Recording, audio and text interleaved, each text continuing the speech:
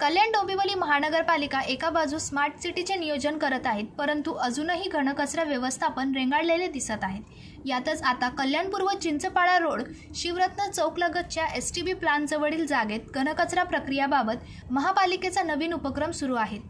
या प्रकल्पास स्थानिक नागरिकांकडून विरोध होत आहे।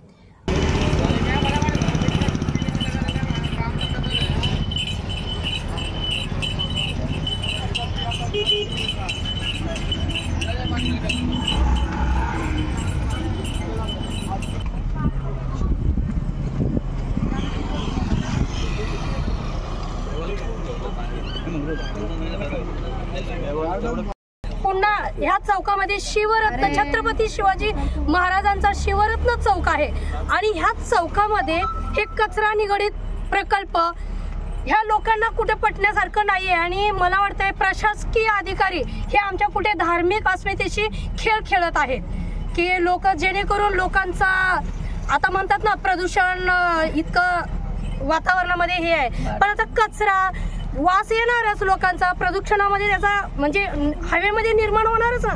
छोटी छोटी लहान मुलं आहेत तर शाळेची मुलं जेणेकरून अभ्यासाला इथे थांबतात।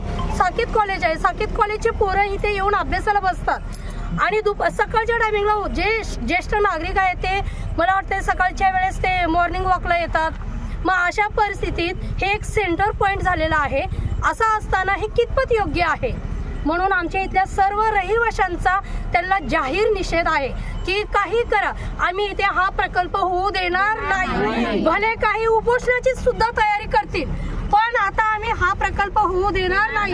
बोला, विरोध आहे, सर्वांचा आमचा विरोध आहे, कारण ह्या शिवरत्न चौकामध्ये हा प्रकल्प आम्ही उभा करून देणार नाही।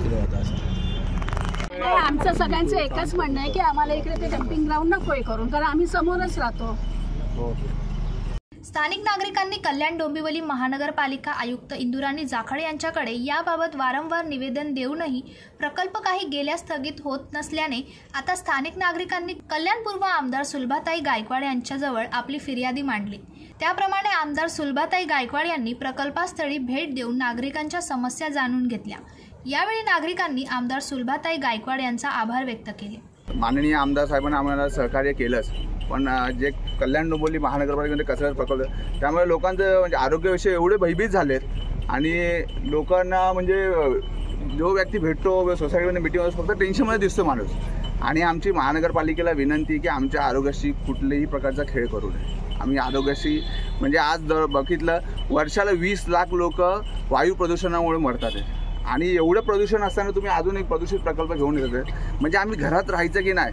रस्त्यावरती पोल्युशन आहेच, पण माणूस बोलतो घरात एक म्हणजे विदाऊट पोल्युशन थोडंच असतं, पण तो तुम्ही प्रकल्प आणून पूर्ण आमचं जीवन म्हणजे पूर्ण विस्कळीत करतात।